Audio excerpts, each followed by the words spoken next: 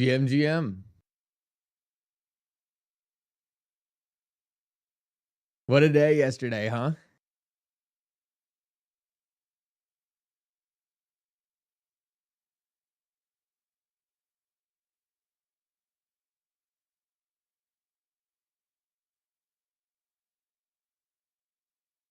Let's go.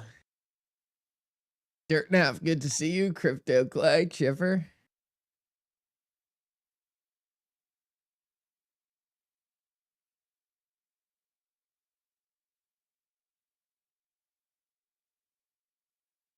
XRP 10 mark, good to see you.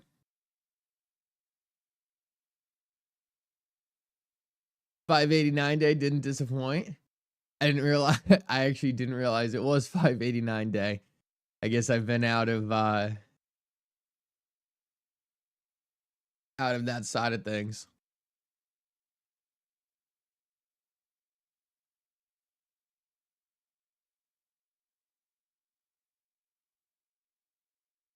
Mickle, Ripple is Mickle, and Mickle is Ripple. Love it, Travis Hall. Yeah, it's Abs did me dirty on that one. We'll put it that way. Obviously, some exciting news over the last 24 hours. New company using XRP, which is pretty cool to see. And I do have to say there are a lot more companies working with Ripple, especially in the United States, who just haven't announced those partnerships yet. That's one of the things I'm really learning, but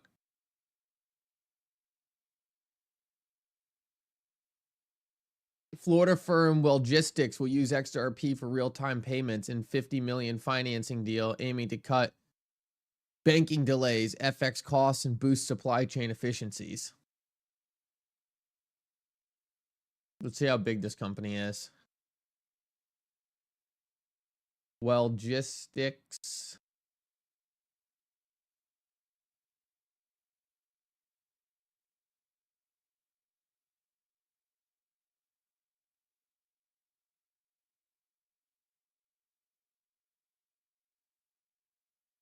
Oh, so small company.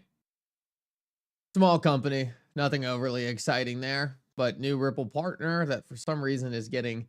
It's so funny. They'll blast like random partners throughout the headlines. Like they'll be like a huge partner and everyone will ignore it. And then there'll be like this Wellgistics company and like Coin Market Cap and all these other companies are tweeting about it. Well, it's not bad that this company is using it.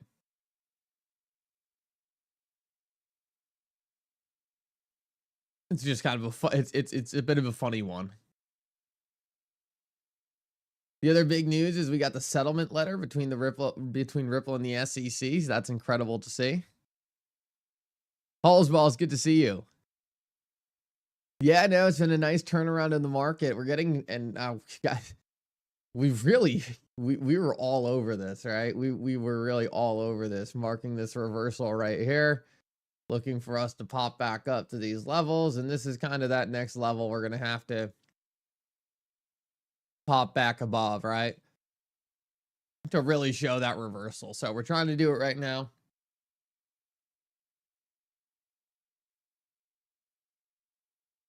Wouldn't be surprised if we just ripped right through it. Also wouldn't be surprised if we got rejected and did a little bit more bouncing.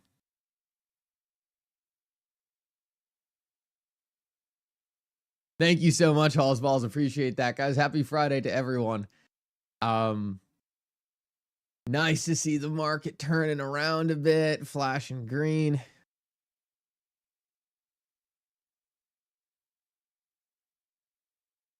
Really, really good to see.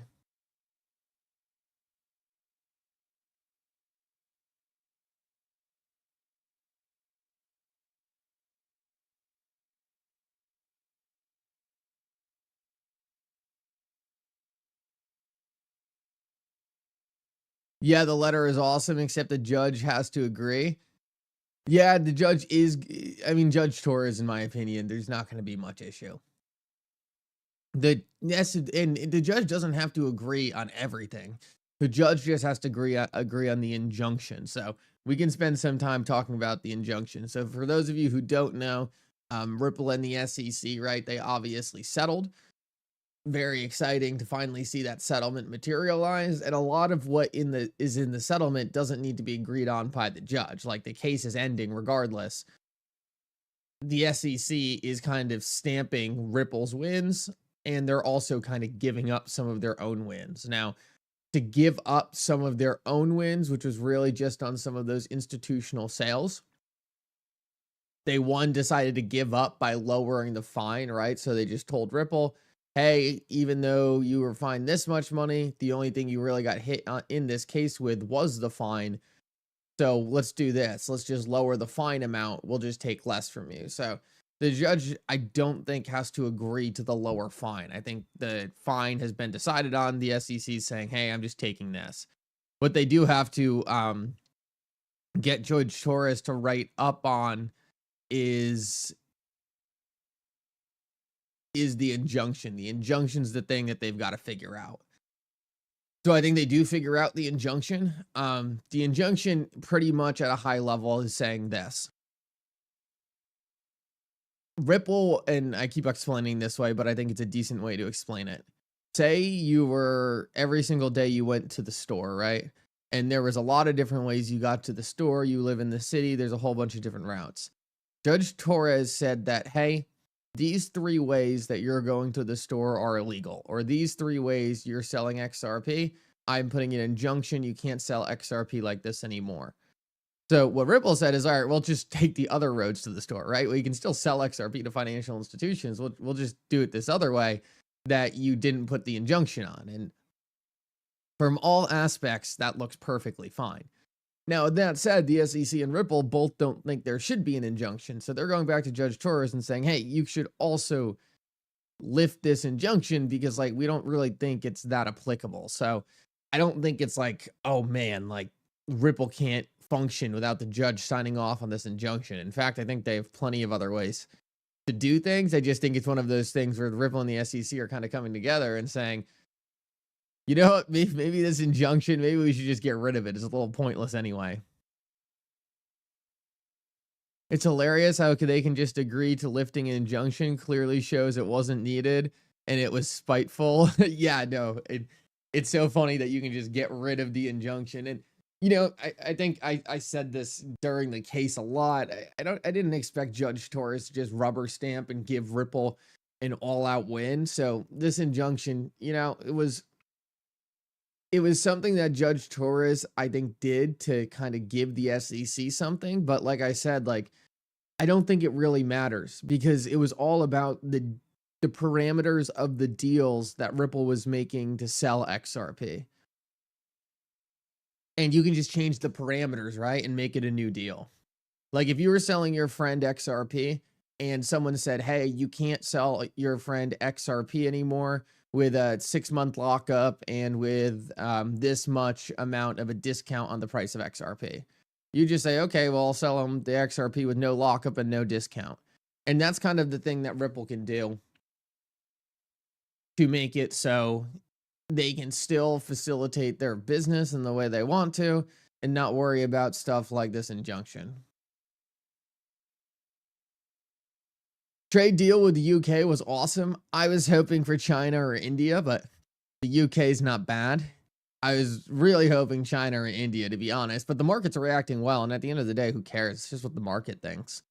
I don't think tariffs are really something the market should have been freaking out about in the first place. So as long as the market's happy, I'm happy.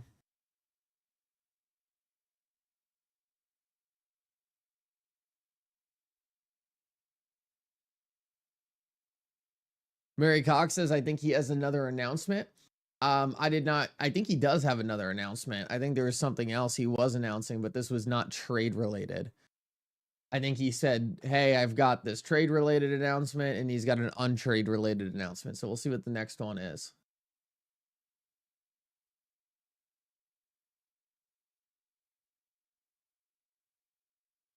ETH is really ripping. ETH has had a huge comeback over the last 24 hours. Look at that. This is really good to see. It's definitely good to see ETH recovering a bit, and talk about a big kind of spike up off these lows. ETH was getting dangerously low.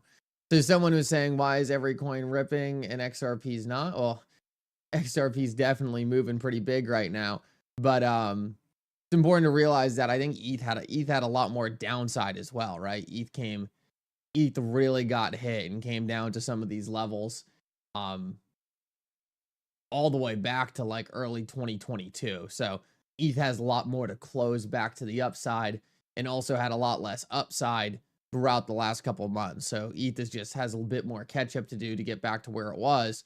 Where if you take a look at where XRP is standing, XRP really is well above where it was for most of 2022. So when you compare kind of where ETH is all, if XRP did what ETH did, XRP would be back at like 70, like lower than 75 cents, right? So XRP is maintained up here a lot more, and therefore is holding this range since November 2024 a lot better than ETH. So this is the range XRP is in right now since December 24. Let's see what Ethereum has did since December 24.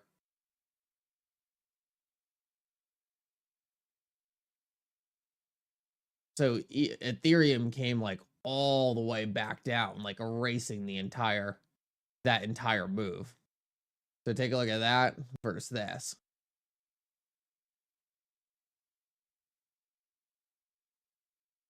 So just different movements, right? Different stages of where they are in the cycle.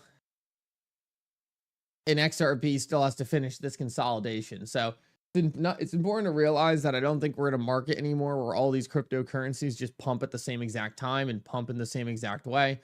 They clearly all have their own cycles, and XRP is still completing this general range right here. I'll tell you right now, we're really moving out of the danger zone, which is great. It was not necessarily fun when XRP was hanging out down here. It's going to be a lot more fun when it's hanging out up here, right? And right now we're just a little bit in no man's land. We're waiting to kind of push on one side or the other. It's definitely a good place to be hanging out down on the bottom.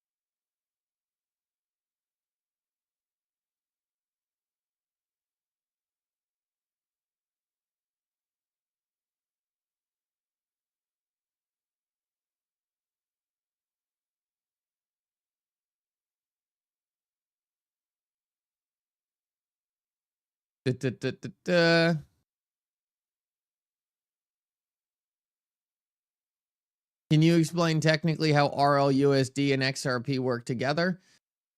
Great question. So RLUSD is a coin on the XRP Ledger network, right? So there is no RLUSD without XRP.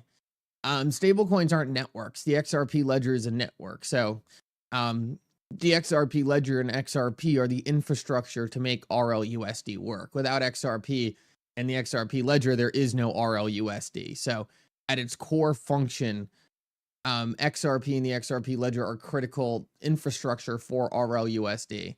On the other side of that, XRP is more liquidity, while RLUSD is more for back and forth transactional. So that's really the biggest difference between the two. The XRP Ledger and XRP act as like the rails, where RLUSD kind of acts as the kind of like a freight cart. It's a way to move the value on the rails, but the XRP Ledger and XRP are really the rails. XRP is like the train. In a very simple, funny analogy, XRP is like the train, RLUSD is like one of the cars, and then the XRP Ledger is like the rails.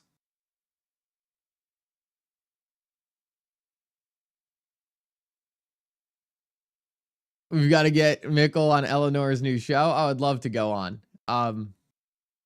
Eleanor has been one of those people in this industry that I think has really, really blown it out of the water with her career. I mean, talk about someone who's just came from no knowledge of crypto. Actually, a funny story about Eleanor. Back in the early days, Eleanor used to DM me a lot, kind of just trying to check her work on some of her reportings, and it was always really cool to see her really starting to try to wrap her head around a lot of the cryptocurrency industry, and she caught on extremely quickly, and it was extremely impressive.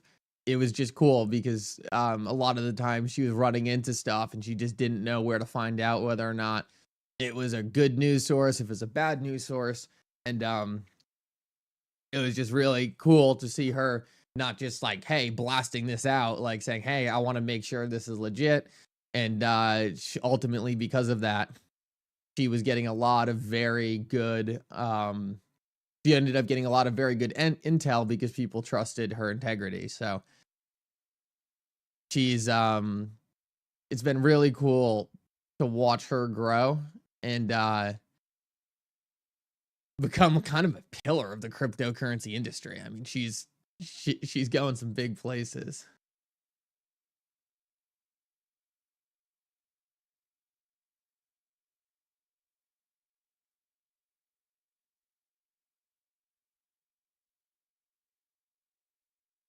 Gylan the Irish, thank you so much, man. Really appreciate that.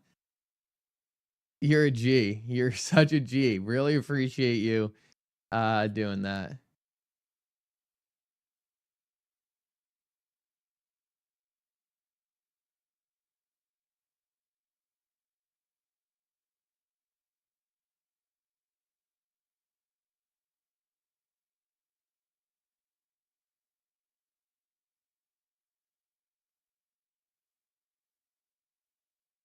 Micah, good to see you. Great to see you. About a month ago, there was some kid like 12 years old that was in here with us, and you talked about your grandpa giving you money to invest. That was a cool day. I hope he's in the green today. Yeah, no, that's actually so funny that you remember that. Yeah, that's how I got started in investing. It's so cool to me to see other people, younger people, getting involved in at such a younger age, and I think cryptocurrencies really open up that opportunity. So it makes me extremely excited to see more people have that opportunity to be able to participate. But yeah, that's how I got started. I had no interest in investing. I had no interest in anything finance related. I remember when I first started learning, I was like looking up like what a CD was, what a stock was, like what all these things were. And it was really him kind of giving me some of that money and saying, hey, you need to go invest this. That kind of pushed me to say, all right, well, let's go figure some of this stuff out. So I did a ton of grinding, made a ton of mistakes, really just got addicted to it, and then realized that it wasn't so much about investing, right? Like typically when you invest, you go through all these different like EBITDA and cash flow and PE ratios and PS ratios and like all these different financial metrics. And I finally came to the conclusion in all of it that it's one thing to analyze a company for the money they're making and the financial stability they have and all that. And it's not to say it's not important, it's super important. But if you take a look at why some of the biggest reasons why people missed out on Amazon, Google, Apple, all these different companies that were some of the best investments of the decade, it all came back to one simple thing. And it was that they had great technology and they were solving real problems, and that the financials didn't yet reflect that. And I realized that you had to be able to square the two. It's much more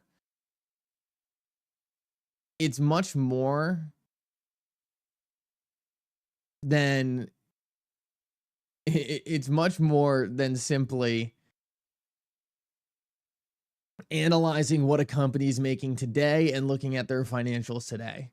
because those financials can change if the product stinks or if the management stinks or those other things happening. It's about figuring out which products and which companies have the management to make their financials look good. And that's where all the big boys will step in and say, oh, wow, this is a fantastic company.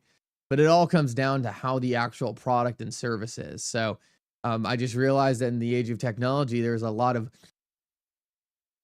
great companies that I felt were being disrespected because their financials weren't where people wanted them today, but would be if their products were successful. And that's kind of what got me into the cryptocurrency side of the world, got me into the Ripple side of the world, and got me into a lot of tremendous investments that a lot of people said were too expensive, weren't making enough money, didn't have good financials. And I said, you know what?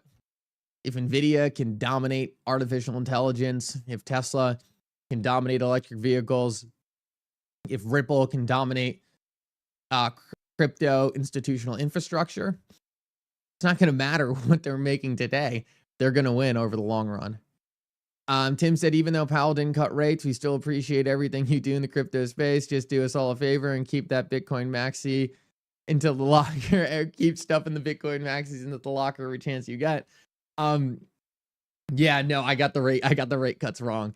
But to be honest, I think I was pretty clear here. I think there was a very low chance it was going to be right on the rate cut decision. Very low chance. I had all the odds against me, but still, that's what I thought the Federal Reserve should have done.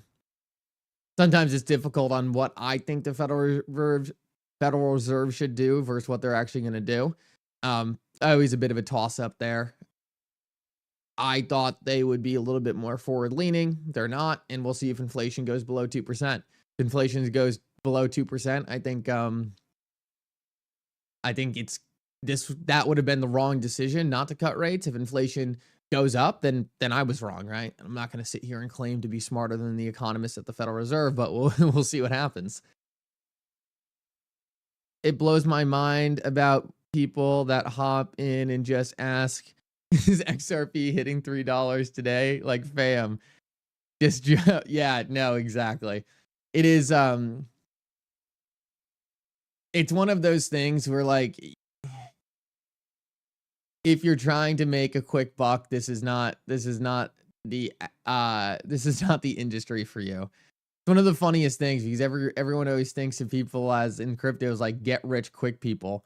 I don't think that at all, especially not the people in XRP.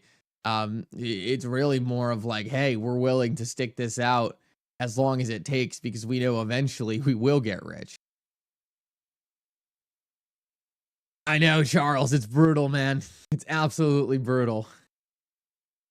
Also, guys, make sure to check out Ripple Singapore. If you are looking to go to Apex, great conference put on by Ripple Singapore. Link in the description of the video, discount code, all that. And also make sure to smash the like button if you're just hanging out. Looks like the market's going to get pretty exciting over these next couple of days and weeks. So make sure to smash the like button. Part of the job of these live streams is to get as much education out there as possible.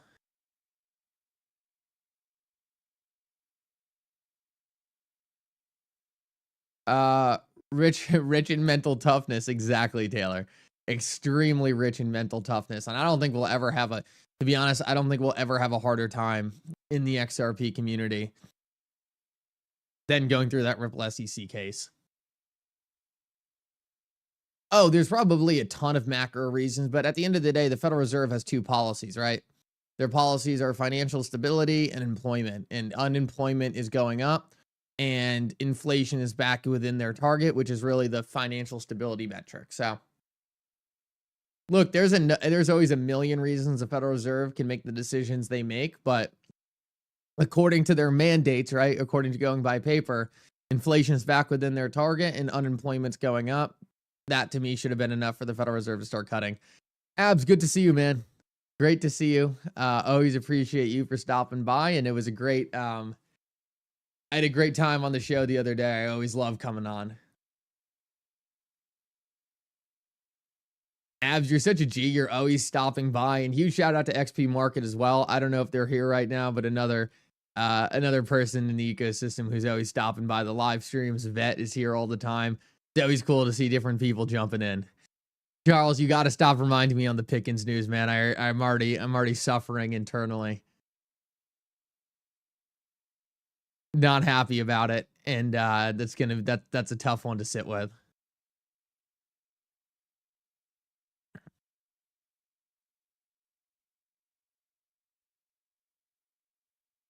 Shout out to ETH, the only beneficiary of the case launch and quasi end. Yeah, no, ETH is pumping. Did Judge Torres lifting the injunction within 30 days time frame? What do you think about BlackRock jumping into an XRP ETF arena? Well, I think BlackRock will do the XRP ETF regardless. I don't think it has anything to do with the injunction. I think BlackRock is just waiting until kind of last minute to file for the ETF. I think they're just like, hey, we don't need to do it now. Okay, we'll kick it going. We'll get it going as soon as we know it's going to fly.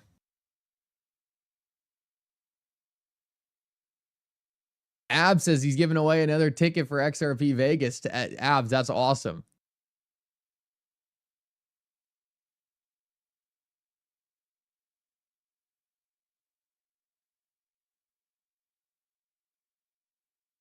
Got it, Taylor.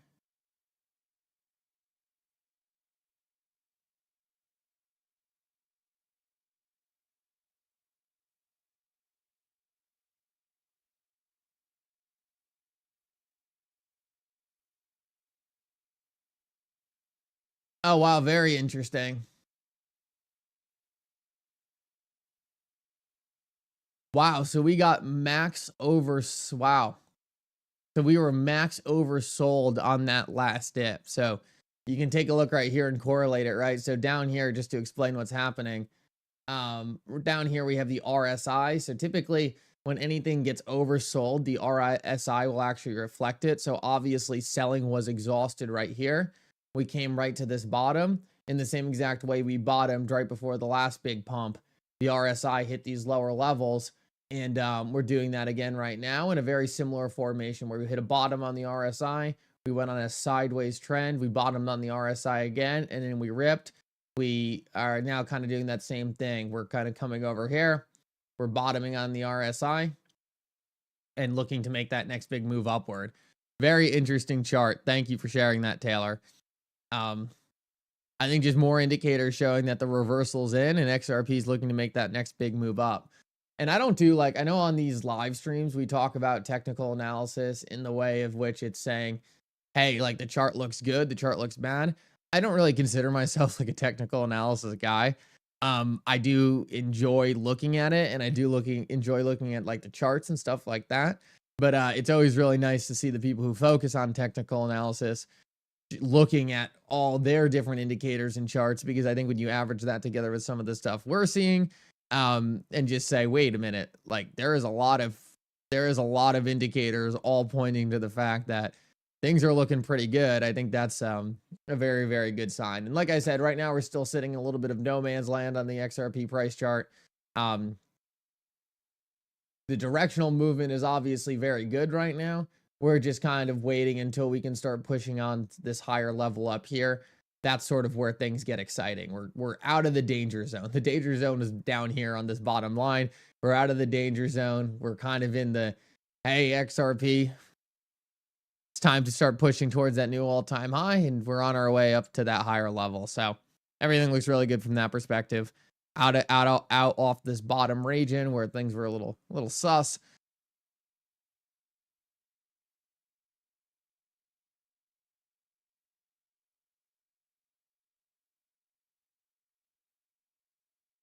Never sell your XRP XLM. Yeah, I generally agree with that. I mean, certain people, right? Like it makes sense to sell some if like the price goes high enough and they're looking to improve their own quality of life and benefit themselves. But overall, I generally agree. I'm not looking to sell any significant amount of XRP in any way.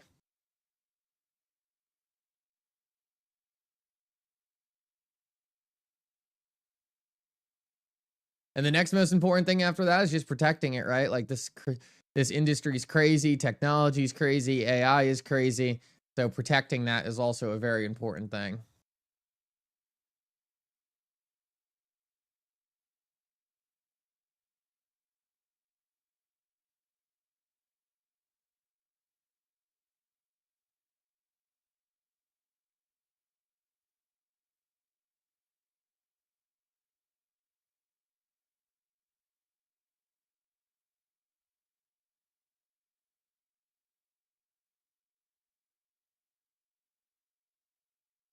I have no idea what the sticking points were with the stablecoin bill the other day, to be honest. I know the stablecoin bill didn't pass, which was disappointing. But I don't know what the sticking points were. I think it was mostly having to do with Elizabeth Warren essentially purposely slowing it down because she doesn't like that Trump likes cryptocurrency. Like, to be honest, I think that's the majority of it. The TA people remind me of witch doctors that throw bones out on your table to tell you the future. Crypto Clay, I generally agree. Like, I don't think, like, I enjoy the cryptocurrency TA analysts that focus on like reversals. I think those people are extremely accurate. Like the chart Taylor just posted, just showing that reversal. I think having TA data in other places that shows a reversal can be very, very accurate. What I don't find accurate is like the Fibonacci stuff, and then like, oh, XRP will like go to this price and then pull back. Like, TA analysts based off of price action that has already happened, I believe is typically good analysis. And at the end of the day, it, like I said, it's TA analysis, it's analysis on stuff that's already happened. So it's more of just going back and looking at things in a different way in terms of structure. People who try to go like, oh, well, based off of XRP right here, we can draw this magic Fibonacci chart. And I don't even, that wasn't even the Fibonacci. I almost queued that up perfectly. People who come in, and I don't even think I have the Fibonacci set here. People who come in and they just throw like that thing here and be like, all right, XRP will go to, like, that's the kind of stuff that's like, I don't really think so. I don't think that's going to be the most accurate predictor, but showing the RSI, showing those clear bottoming points on oversold this, I think all of that stuff makes, in my opinion, based off what I've seen, has been very accurate. TA, I always say that TA is like really good for the chop, like the chop. So like as XRP is in this kind of big macro range right here, right? That's where TA can tell you a lot of what's going on. But as soon as you kind of start blasting to new levels with ETFs, like you're saying, Brian,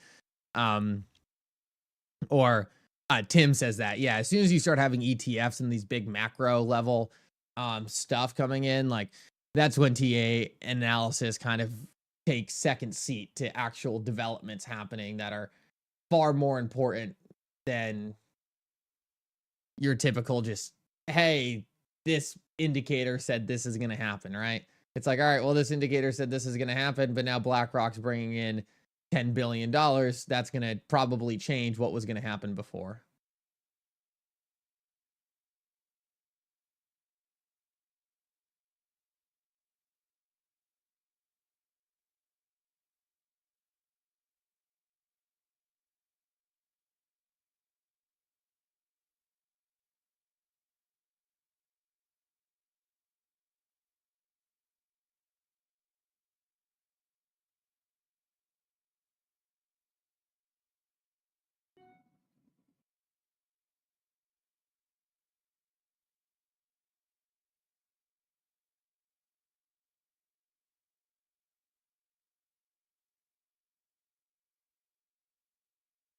Oh, this is interesting. John Deaton says it would be absolutely shocking for Judge Torres not to agree to lift the injunction under these circumstances.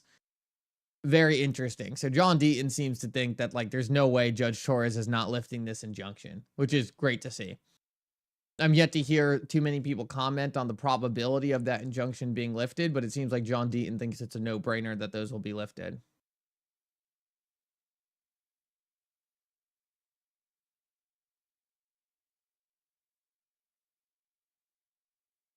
Just checking through the news real quick. I know we talked about a lot of other stuff throughout this live. I want to make sure there's no big news we're missing out on right now.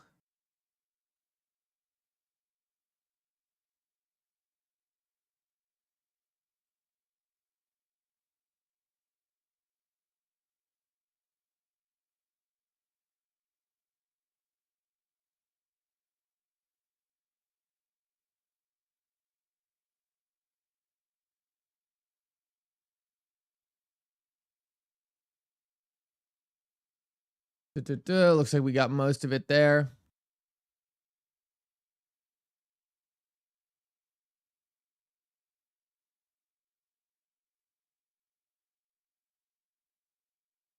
All the politicians need to take a test on crypto before they can make decisions in the space. I completely agree. Chadwick, great to see you, man. Appreciate you, brother. You're an OG.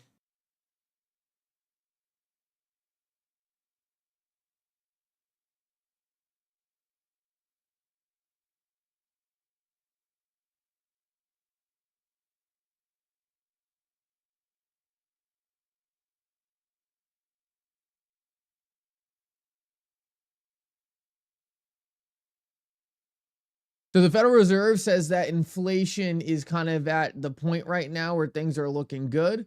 Hard data is telling us that the economy is also good right now, and markets are very focused on the downside. Interesting note from the Federal Reserve, essentially saying, hey, we don't think things are that bad in the economy right now, and it seems like the market's terrified. For the Federal Reserve to be coming out and saying, hey, we don't really see the downside. Very interesting note right there. A lot of people were hyper focused on this huge event, like huge crash coming in because of tariffs. But, you know, to a certain degree, this, like we talked about on the channel, the first time Trump came in and put tariffs on, the market sold off only to realize there was no reason for the sell off. It almost seems like that same thing happened again, where the market panicked on the news of the tariffs, started selling off only to realize that, hey, these tariffs maybe aren't that big of a deal and maybe might end up being even a good thing for the United States. So it's interesting to see the Federal Reserve coming out and saying, hey, I don't know. The data doesn't look too bad right now. Economy looks good. Inflation is coming back into line. I wonder what Jeremy Hogan thinks. Yeah, it's such a shame that Jeremy Hogan's kind of gone from the space. It was so incredible leaning on Jeremy as a research. Incredible dude. Huge fan of Jeremy Hogan. Super, super nice guy. Did a lot of great stuff for this community, especially during the thick of everything. So huge shout out to Jeremy Hogan, man. What an incredible, incredible guy.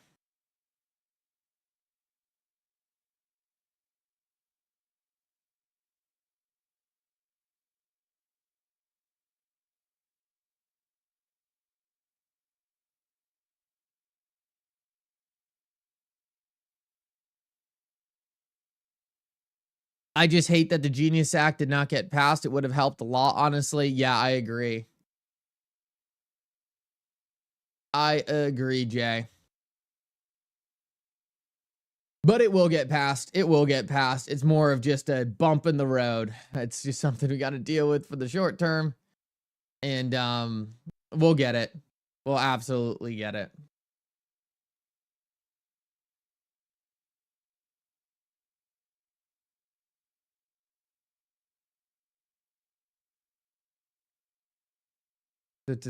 Anything else going on in the news? Searching through real quick to see if I can find something interesting. We will get the Genius Act. I have no question about it.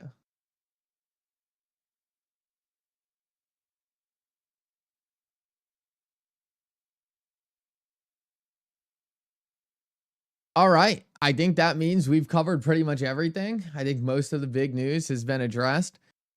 Guys, that said, I'm going to jump. Guys, thank you so much for coming. Happy Friday to everyone. I've got some stuff I got to go do, but guys, thank you, thank you, thank you. Incredible to see so many people all kind of get all of this right. Fire Dog, good to see you, man. Just wrapping up right now. Sorry about that. Hope everyone has a great weekend, guys. I'll see you all Monday. We'll be back into the more regularly scheduled live stream starting a little earlier. Just had some stuff I had to take care of in the mornings this week, guys. Thank you.